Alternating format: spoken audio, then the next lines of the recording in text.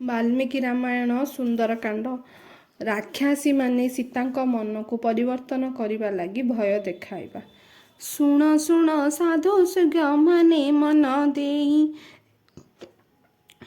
ରାବଣ ଯେଉଁ ରାକ୍ଷାସୀ ଗଲେ ଗଲା କହି, ସେମାନେ ଜାନକୀ ଚଉପାଶରେ ଘେଣିଣ, ଭୟ ଦେଖାଇ ତାହାଙ୍କୁ ବୋଇଲେ ବଚନ, କେବଲେ ଲତୁନି ମାନି ଆମ୍ଭର ଗିରି, ପତାପଦେ ଲଙ୍କାର ଈଶ୍ୱରଙ୍କୁ ବର, ଯେତେବେଳେ ଯେଉଁ ଦ୍ରବ୍ୟ ଚାହିଁବୁ ତୁ ଆଣି, ତୋହ ପାଦ ତଳେ ସେହୁ ଖଟାଇବେ ଜାଣି, ଏମନ୍ତ ସୁଖ ପସରି ଛାର ମାନବକୁ, ମାନବ ହୋଇ ଭଜୁଛୁ କେଉଁ କାରଣକୁ, ତବ ପାଦେ ଆଉ ଏକ ଦଇତୁଣି ତହିଁ, ସୀତାଙ୍କ ପାଶେ ମିଳିଲା ନୟନ ନଚାଇ, ଚୁଲି ପଝିଙ୍କ ପରି ମୁହଁ ନାଶ ଅଟେ ତାର, ଗର୍ତ୍ତ ପରାଏ ଦିଶେ ତା ବଦର ଗହ୍ୱର, ଦାନ୍ତ କଡ଼ ମଡ଼ କରି ବୋଲେ ସେ ବଚନ,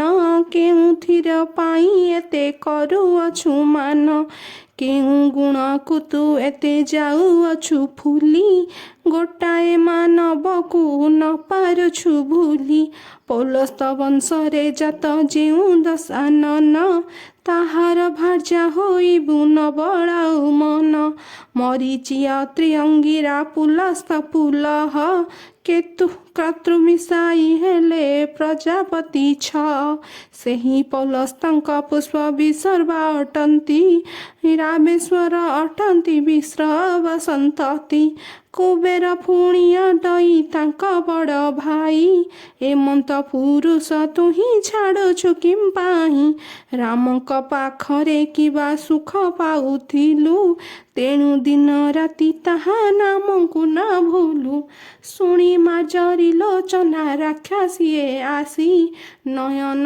ତରାଟି ସୀତା ପାଶେ ବସି, କହିଲା ଯେଉଁ ରାବଣକ ଦେବତା ମାନଙ୍କୁ, ପରାସ୍ତ କରିଅଛନ୍ତି ଭଜ ତୁ ତାହାଙ୍କୁ, ଜାଣୁଣ ତୋହର ତିଳ ମାତ୍ର ବୁଦ୍ଧି ନାହିଁ, ସେ ଯୋଗେ ଏମନ୍ତ ପତି ଛାଡ଼ୁଅଛୁ ତୁହି, ସହସ୍ର ସହସ୍ର ନାରୀ ଅଛନ୍ତି ପୁରରେ, ଏକ ବଳି ତେଜ ତାହାଙ୍କ ଆଗରେ, ତାହାଙ୍କ ଠାରୁ କେଉଁ ଗୁଣେ ତୁ ସୁନ୍ଦରୀ, କେବଳ ତ ପରେ ମନ ବିକିଛି ତାହାରି, ଏହାଠାରୁ ଯେଉଁ ସୁଖ ଲଭିବୁ ତୁହି, ମୋହ କଥା ମାନି ଶୀଘ୍ର ଯା ରାଜି ହୋଇ, ଆଉ ଏକ ଦଇତାଣି ବିଶାଳ ଉଦରୀ, ସୀତାଙ୍କୁ ବୋଲଇ ସେହୁ ଅଳ୍ପ ହସି କରି, ଆଗ ବନାନନେ କିମ୍ବା ହୋଇଛୁ ବିମନ, ରାବଣ ଘରଣୀ ହେଲେ ଚଳିବୁ ସୁଖେଣ, ଯେଉଁ ରାବଣକୁ ଭୟ କରି ପ୍ରତିଦିନ, ଦିନକର ଉଗ୍ରତାପ ନ କରେ ପ୍ରଦାନ, ଭୟଭୀତ ହୋଇ ବାହୁ ସଦୀରେ ବହଇ, ଏମନ୍ତ ପତିକୁ କିମ୍ବା ମରୁଛୁ ତୁହି, ଆବର ଏକ ରାକ୍ଷାସୀ ବୋଇଲା କଗିରି, ଶୁଣଲୋ ସୀତା ତୁହି ମୋହର ଉତ୍ତର, ଯେଉଁ ରାବଣର ଭୟେ ତ୍ରିପୁର ଥରଇ, ବୃକ୍ଷ ସମସ୍ତ ଫୁଲ ତଳେ ଝଡ଼ି ଯାଇ, ଯେଉଁ ରାବଣ କଥାରେ ତ୍ରିପୁର ଥରଇ, ବୃକ୍ଷରୁ ସମସ୍ତ ଫୁଲ ତଳେ ଝଡ଼ି ଯାଇ, ଯାହାକୁ ଭୟ କରିଣ ଜଳଦ ସକଳ, ସମୟ ଜାଣି ବରଷା କରୁଥାନ୍ତି ଜଳ, ମୋର ବୋଲ ମାନି ତାକୁ ପଦି ପଦେ ବର, ଅତ୍ୟନ୍ତ ଖୁସିରେ ତୁହି ବିଳାସିବୁ ପୁର, ନୋହିଲେ ଆଉ ନିସ୍ତାର ନାହିଁଟି ତୋହର, ରାମକୁ ଦେଖିବା କଥା ମନୁ ପରିହର, ଜନମ କାଳରୁ ସୀତା ସୁଖେ ବଢ଼ିଥିଲେ, କୋଠର ବଚନ ଶୁଣି ସେ ଶୁଣି ନଥିଲେ, ତାଙ୍କୁ ବିରୂପା ସୁନ୍ଦରୀ ଏକ ମେଳ ହୋଇ, କଟୁ ବଚନ କହନ୍ତି ହାତକୁ ଦେଖାଇ, କେଉଁ ଦଇତୁଣି ବୋଲେ ଶୁଣ ଆମ୍ଭଗିରି, ଅତି ସୁଖେ ପହୁଡ଼ିବୁ ରାଜାଙ୍କ ସଙ୍ଗରେ, ସବୁ ରାଣୀ ଠାରୁ ତତେ ଛନ୍ତି ଭଲ ପାଇ, ଖଣ୍ଡାର ଚାବି ତ କରିଦେବେ ସେ ଧରାଇ। ଯେଉଁ ସୁସଜ୍ଜିତ ଗୃହ ସୁପତି ପଲଙ୍କ, ଦର୍ଶନ କରିଏ ନାରୀ ହେଉଛନ୍ତି ରଙ୍କ। ତାହାଙ୍କ ସିନା ଏତେ ବିନୟ କରୁଛି, ଆନ ଖବର ଦେଲେ ମଳୁଛନ୍ତି କିସ। ପୁରୁଷ ମଧ୍ୟରେ ଯେଉଁ ରାବଣ ପ୍ରଧାନ, ତାହାଙ୍କୁ କିମ୍ପାଇଁ କରୁଛୁ ତୁ ଅବମାନ। ଥରେ ଯେବେ ଅନ୍ତପୁରେ ଦେଖନ୍ତୁ ତାଙ୍କର, ଛାଏ ରାଜା ଏଇ ଗଳାରେ ଦିଅନ୍ତୁ ଲୋହାର। ଦେଖିଅଛୁ ଆମ୍ଭେର ବହୁ ରମଣୀମାନଙ୍କୁ, ଯେତେବେଳେ ରାଜା ଧରି ଆଣନ୍ତି ତାହାଙ୍କୁ। ପ୍ରଥମେ ତୋହ ପରି ସେ ହୁଅନ୍ତି, ପୁଣି ସ୍ୱଇଚ୍ଛାରେ ଅଙ୍ଗ ଲକ୍ଷ୍ମୀ ବନି ଯାନ୍ତି। ତୁହି ଆଜି ସେହିପରି କରୁଅଛୁ ନାହିଁ, ଆଉ କେତେ ଦିନ ଗଲା ବିଳାସିବୁ ଯାଇ। ମାନବ କୃପଣ ରାମ ବନବାସୀ ସାଜି, ଫଳମୂଳ ଖାଇ ବୁଲେ ମୁଁ ହୋଇବେ ବ୍ୟାବାଜି। ସେ କାହୁଁ କରିବେ ତୋର ମନୋରଥ ପୂର୍ଣ୍ଣ, ହୀରା ଲୀଳା ଦେଖିବେ ଅଟଇ ତାଙ୍କୁ ସ୍ୱପ୍ନ। ତାହାଠାରେ ମନ ଦେଇ କାହିଁ ପାଇଁ ତୁହି, ଏ ଘୋର ଯନ୍ତ୍ରଣା ଭୋଗୁଅଛୁ କଷ୍ଟ ସହି। ଆମ୍ଭ କଥା ହିତବ ହୋଇ ବୋଲିନେ ମନକୁ, ଶ୍ରେଷ୍ଠା ନାରୀ ହୁଅ ତୁହି ଏ ଲଙ୍କା ଗଡ଼ରେ। ରାକ୍ଷସୀଙ୍କ କ୍ରୋଧ ବାଣୀ ଶୁଣି ରାମ ନାରୀ, ବିକଳେ କାନ୍ତକୁ ସ୍ମରି ଢାଳି ଦେଲେ ବାରି। ଅତି କାରୁଣ୍ୟେ ବୋଇଲେ ରାକ୍ଷସୀ ମାନଙ୍କୁ, ବଡ଼ ହୋଇପାରେ ଲଙ୍କା ରାଜନ ତୁମ୍ଭକୁ। କିନ୍ତୁ ମୋ ନାମେ ନ ଶୁଣ ତ ମୋରି ଆଗରେ, କିନ୍ତୁ ତାହା ନାମ ନ ଶୁଣ ମୋରି ଆଗରେ। ପାପ ବୋଳି ନ ଦିଅ ମୋ ପବିତ୍ର ଅଙ୍ଗରେ, ସତୀ ନାରୀ ମାନଙ୍କର ନିନ୍ଦନୀୟ ଯାହା। ତୁମ୍ଭେ କିମ୍ବା ମୋ ଆଗେ କହୁଅଛ ତାହା, ଯେତେ କହିଲେ ମୋ ହୃଦ ଛୁଇଁ ନ ପାରିବ। ତୁମ ପରିଶ୍ରମ ସବୁ ପଣ୍ଡ ହୋଇଯିବ, ଯଦ୍ୟପି ପଶ୍ଚିମ ଦିଗେ ଭାନୁ ହେବ ଉଦେ। ଅମାବାସ୍ୟା ରାତ୍ରେ ଚନ୍ଦ୍ର ଉଇଁବେ କଚେବେ, ଲବଣ ସାଗରେ ଜଳ ହୋଇବ ମଧୁର। ନୀଳକମଳ ଫୁଟିବ ପର୍ବତ ଶିଖର, ଅବା ମେରୁଗିରି ହୋଇବ କମ୍ପନ। ପୃଥିବଳେ ପାତାଳକୁ କରିବେ ପୃଥିଦେବୀ ପାତାଳକୁ କରିବେ ଗମନ। ମହାପ୍ରଳୟ ପଛକେ ତ୍ରିପୁରେ ଘଟିବ, ତଥାପି ପରଶୁରୁ ସେ ମନ ନ ବଳିବ। ମତେ କୋପ କରି ଯେବେ ବଧିବ ରାବଣ, ସେହି କଥା ମୋହ ପକ୍ଷେ ଶ୍ରେୟ ହେବ ଜାଣ। ତୁମ୍ଭମାନେ ମାଂସ କାଟି ଖାଇଲେ ହେ ମୋର, ତଥାପି ମୁଁ ନ ଘେନିବି ବଚନ ତୁମ୍ଭର। ତୁମ୍ଭେମାନେ ମାଂସ କାଟି ଖାଇଲେ ହେ ମୋର, ତଥାପି ନ ଘେନିବି ମୁଁ ବଚନ ତୁମ୍ଭର। ମୋ ସ୍ୱାମୀ ରାମ ବେନେ ଆନନ ଜାଣଇ, ବନଚାରୀ ହନ୍ତୁ ଅବା ରାଜା ହନ୍ତୁ ସେହି। କାୟ ମନ ବାକେ ସେହୁ ଆରାଧ୍ୟ ମୋହର, ସବୁବେଳେ ତାଙ୍କ ପାଦ ଧୂଳି ଆଶ୍ରା ମୋର। ସେହି ମୋର ପତି ମୁକ୍ତି ମୁଁ ସେହି ମୋର ଗୁରୁ, ଆଉ କେ ଅଧିକ ନାହିଁ ମୋର ପତି ଠାରୁ। ସପନେ ସ୍ୱପନେ ଧ୍ୟାନ ଜ୍ଞାନ ଜାଗରଣେ, ରାମ ବିନା ଅନ୍ୟ କିଛି ନ ଦେଖେ ନୟନେ। ନବଦ୍ରୁବାଦଳ ରାମ ଅପୂର୍ବ ମୂରତି, ନେତ୍ର ନାଚି ମୋର ହୃଦେ ହେଉଛି କରତି। ଏହା ଶୁଣି ଦଇତାଣି ମନେ କ୍ରୋଧ ହୋଇ, ସୀତା ୟାକୁ ଗାଳି ଦେଲେ କଟୁ ବାକ୍ୟ କହି। ନାନା ପ୍ରକାରେ ସେହୁ ଭର୍ଚ୍ଛନା କରିଲେ, ନ ଚାହିଁ ତାହାଙ୍କୁ ସୀତାଲୋତକ ଢାଳିଲେ। ନ ଚାହିଁ ତାହାଙ୍କୁ ସୀତାଲୋତକ ଢାଳିଲେ। ବିକଳେ ଦୀର୍ଘ ନିଶ୍ୱାସ ଛାଡ଼ି ଘନ ଘନ, ବୋଇଲେ ତେବେ ଖଣ୍ଡିବ ହେ କଞ୍ଚ ବଦନ। କେବେ ହିଁ ଦୁଃଖିନୀ ଦୁଃଖ ହୋଇବ ଲାଘବ, କେବେ ଶ୍ରୀମୁଖ କମଳା ଜାନକୀ ଦେଖିବ। କେବେ ଶ୍ରୀମୁଖ କମଳ ଜାନକୀ ଦେଖିବ। ତଥାପି ରାକ୍ଷସ ମାନେ ଦୟାନବହୀନ ବହୁମତେ ତାଙ୍କୁ ଭୟ ଦେଖାଇଲେ ପୁଣ। ଏହା ଦେଖି ହନୁମାନ ମନେ କ୍ରୋଧ ବହି ଦାନ୍ତ କଡ଼ ମଡ଼ କରି ଅଧର କମ୍ପାଇ ଭାବିଲେ ଏହି କ୍ଷଣି ସର୍ବରାକ୍ଷସୀଙ୍କୁ ମାରି ସାଗର ସଲିଳେ ଦନ୍ତ ମୁନିରପି କରି। କିନ୍ତୁ ରାମଚନ୍ଦ୍ରଙ୍କର ଆଜ୍ଞା ନାହିଁ ଯେଣୁ କିଛି ନ କହିବି ଶୁଣିବି ହୋଇ ସବୁ ସ୍ଥାଣୁ। ହୋଇଲେ ଛାର ରାକ୍ଷସୀ ମାନଙ୍କ ମୁଖରୁ ନ ଶୁଣନ୍ତେ ଏତେ କଥା ହୋଇ ଯେହ୍ନେ ଭୀରୁ। ତଥାପି ଦେଖିବି ଯଦି ସୀତାଙ୍କ ଅଙ୍ଗରେ କର ଲଗାଇବେ ଏହି ଦାନବୀ କ୍ରୋଧରେ। ଗୋଟି ଗୋଟି ମୁଣ୍ଡ ମୋଡ଼ି ଦେବି ସଭିଙ୍କର ସୀତାଙ୍କୁ ସ୍କନ୍ଧେ ବସାଇ ସିନ୍ଧୁ ହେବି ପାର। ଏହିପରେ ମନେ ପାଞ୍ଚି ବୀର ହନୁମାନ ଶିଶୁପ ବୃକ୍ଷେ ବସିଲେ ହୋଇ ନ ମଉନ। କିନ୍ତୁ ଏତେବେଳ ଯାଏ ଜଣେ ମାତ୍ର କେହି ହନୁସନ୍ତପ ପାଇ ନଥାନ୍ତି ତହିଁ।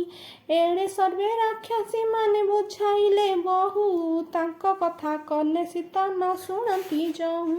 କ୍ରୋଧ ହୋଇ ସର୍ବଦଉ ଦଉତିଣୀ ଗଣ ସୀତାଙ୍କ ଉପରେ ଚଉପାଶେ ଗଲେଣ ଫେଣିର। ଲମ୍ବା ଲମ୍ବା ଜିଭ ମାନ ଲହ ଲହ କରି ନାନା ଭୟ ଦେଖାଇଲେ ପାଟିକି ବିସ୍ତାରି।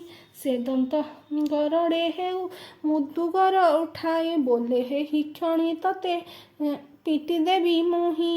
କେହୁ ହାତେ ଖଡ୍ଗ ଧରି ଚକ୍ଷୁ ରଙ୍ଗା କରି ଏ ଖଡ୍ଗ ଦେବି ଦୁଇ ଖଣ୍ଡ କରି। ପୁଣି କେ ଦାନବୀ ଦାନ୍ତ କରି କଡ଼ ମଡ଼ ବୋଲେ ଛାର ଚୋବାଇବି ମୁହିଁ ତାର ହାଡ଼। କେ ରାକ୍ଷସୀ ଗରଜନ କରିଣକ ହୋଇ ଚାଲ ଚାଲ ସମୁଦ୍ରକୁ ଦେବା ଫୋପଡ଼ାଇ। ଗିଳି ଦେଲା ପରି ଯେହୁଁ ବଦନ ବିସ୍ତାରି ଗୋଟେ ସୁଦ୍ଧା ଦେବି ମୁଁ ଭକି କରି। କେବଲେ ଆମ ରାଜନକୁ ନ ବରିବୁ ଯେବେ ତୋ ମାଉଁସ ଆମ୍ଭେ ବାଟି ଖାଇବୁ ସର୍ବେ। ଏହି ଭାବେ ନାନା ଭୟ ଅସୁରୀ ଦେଖାଇ ଶ୍ରୀରାମଙ୍କୁ ଚିନ୍ତି ସୀତା ଅତି ଆକୁଳିତେ କ୍ରନ୍ଦନ କରନ୍ତି ନୟନରୁ ନୀର ଢାଳି। ଶିଶିପ ବୃକ୍ଷ ମୂଳକୁ ଗଲେ ତହିଁ ଚଳି ସେଠାରେ ବସନ୍ତେ ମୁହଁ ପୋତିଣ ତଳକୁ। ରାକ୍ଷସୀ ମାନେ ବୋଲଜାଇଣ ଘେରି ଗଲେ ତାଙ୍କୁ ବିମାତା ନାମରେ ଏକ ଦଇତୁଣୀ ଥିଲା। କ୍ରୋଧେ ସୀତାଙ୍କୁ ସେହି ବୁଝାଇ କହିଲା ଆଲୋଲ ମାନୁଷୀ ତୁହି ମନେ ମୋର ଗିରି। ରାମଠାରୁ ସର୍ବସ୍ନେହ ପରିତ୍ୟାଗ କରି ଅତ୍ୟନ୍ତ ସୁନ୍ଦର ରୂପ ତୋର ରୂପ କାନ୍ତି ନ ଖାଇ ନ ପିଇ ଦିଶେ ବିକଳାଙ୍ଗ ହତି। କାହିଁ ବୃଥାରେ ଏତେ ସୁନ୍ଦର ଯୌବନ ନଷ୍ଟ କରୁଅଛୁ ରାମଠାରେ ଦେଇ ମନ। ସତେ କିଏ ଜଟାଧାରୀ ଏଠାକୁ ଆସିବ ଯମ କବଳରୁ ତତେ ମୁକ୍ତି କରି ନେବ। ଯେଉଁ ରାବଣକୁ ଦ୍ୱାରେ ନୀତି ପ୍ରୀତି ଆସେ ଦେବତା ମାନେ ଖଟନ୍ତି ସଦା ଦିବାନିଶି। ଛାର ରାମଟା ଅବା ଅଟେ କେତେ ଶକ୍ତି ତାହା ସଙ୍ଗେ ଲଢ଼ି ତୋତେ କରିବ ମୁଁ କତି। ବୃଥା ଭାବନାକୁ ମନ ପରିହର ତୁହି ରାଣୀ ମାନଙ୍କର ଭଲେ ଯା ରାଜି ହୋଇ। ଯେତେବେଳେ ଯେଉଁ ଦ୍ରବ୍ୟ ହବ ଦରକାର ପାଦ ତଳେ ଆସି ଦେବ ଲଙ୍କେଶ୍ୱର। ଆଉ ଏ ମିଳିବ ବେଶ ନେତ୍ର ନ ଦେଖିବୁ ସର୍ବଦା ହୀରା ଲୀଳାରେ ଜଡ଼ିତ ହୋଇବୁ। ହଜାର ହଜାର ଦାସୀ ପାରବାରୀ ମାନେ ଖଟିବେ ତୋହର ପାଦ ସଦା ରାତ୍ର ଦିନେ। ଏତେ ସୁଖ ଛାଡ଼ି କିମ୍ପା ଛାର ନରଟାକୁ ଭଜୁଅଛୁ ତୁହି କେହୁଁ ସୁଖ ପାଇବାକୁ। ଯେବେ ରାମେଶ୍ୱର ସବୁ ମନୋହାରୀ ଦେଖାଯିବ ଇନ୍ଦ୍ରଙ୍କର କୋଳେ ସଚି ପରି। ନୋହିଲେ ଦିଶିବୁ ଯେନେ ହରଙ୍କର ଉମା ବିଷ୍ଣୁଙ୍କର ଲକ୍ଷ୍ମୀ ପରି ଦିଶିବୁ ସୁଷମା। ତେଣୁ ଆଉ କଥା ମାନି ଯାଅ ରାଜି ହୋଇ ଶୁଣିଲେ ରତ୍ର ଡୋଳ କରେ ବେନି ଯାଇ। ଜୀବନ ଯାହା ଦେଖି ନଥିବୁ ନେତ୍ରରେ ତାହାକୁ ପାଦରେ ଦଳି ଚାଲିବୁ ସେଠାରେ। ସୁଖ ବଳି ମୁଖେ ଯାକୁ କହନ୍ତି ସଭିଏ ସେ ସୁଖ ଭୁଞ୍ଜିବୁ ତହିଁ ଜୀବ ଥିବା ଯାଏ। କେଉଁ ପରକାରେ ମାଂସ କରିବୁ ଭୋଜନ ଗାଈ ମଇଁଷି ହରିଣ ଘଟାକେ ଶକୁନ। ମୟୂର ପରାବା ହଂସ କପୋତ କପତି ନାନା ଜାତି ମାଂସ ତହିଁ ହୋଇବ ଭରତି। ଖୁଣି ଫିଙ୍ଗା ମଧ୍ୟ ରହିଛି ଭଣ୍ଡାର। ଅସଲ ଦ୍ରବ୍ୟ ଯେ ଛୁଇଁ ଦେଲେ ନିଶା ଧରେ। ଥରେ ଥରେ ମାତ୍ର ତୁହି ହେଲେ କବଳିତ। କାମ ବାଡ଼େ ହୃଦୟ ତୋର ହେବ ଜର୍ଜରିତ। ଆପଣା ଛାଏଁ ଖୋଜିବୁ ରାଜା ଅଙ୍ଗ ଭୋଗ। ଜାଣୁ ଜାଣୁ କିମ୍ବା ଏଡ଼େ ସୁଖ କରୁ ତ୍ୟାଗ। ଏ ରାଜା ଏ କଥାକୁ ଜାଣି ଏବେ ରାବଣକୁ ବରି। ଛାର ରାମଟା ଦେଲେ ମନରୁ ପାସରି। ନୋହେଲେ ଆମ୍ଭ ବଚନ ଯଦି ନ ମାନିବୁ। ଏ ବକ୍ଷ ବିଦାରି ସର୍ବ ରକତ ପିଇବୁ। ତହିଁ ଥିଲେ ଉଲ୍କାମୁଖୀ ନାମେ ଦଇ ତୁଣି। ରାକ୍ଷସୀ ଗଣେ କହିଲେ ସେହୁ ଶିର ଝୁଣି। କିମ୍ପା ଚାହିଁ ରହିଛ ମାର ବେହେଡ଼ି କରି। ଖାଇବା ଏହାର ଅନ୍ତ ଫୁଟାଇ ନ ଚିରି। ଅଧାମୁଖୀ ନାମେ ଏକ ଦଇ ତୁଣି ଥିଲା। ସୀତାଙ୍କୁ ଚାହିଁ ସେ ଭୟ ଦେଖାଇଲା। ଆଜି ରାବଣ ଆମ୍ଭକୁ ଗଲେ ଆଜ୍ଞା ଦେଇ। ମୋହ କଥାକୁ ଯଦ୍ୟପି ନ ଘେନିବ ସେହି।